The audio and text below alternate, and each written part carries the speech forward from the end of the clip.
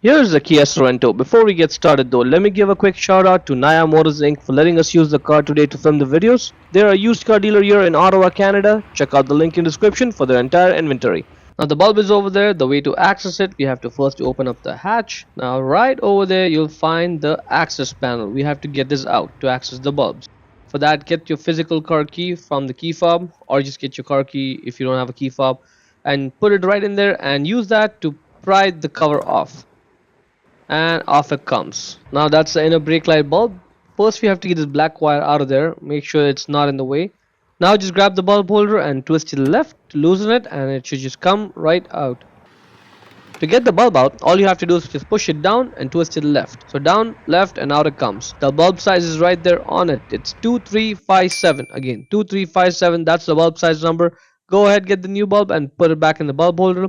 If you're not able to push it down like this though, just wait. Take it out, turn the bulb around, and now you should be able to push it down, twist it right, and secure it in place. When you put in the bulb holder back in, you have to be patient. You have to make sure that the tabs on the bulb holder align with the slots in the light. Those two ones over there. Only when it's aligned will the bulb holder go in.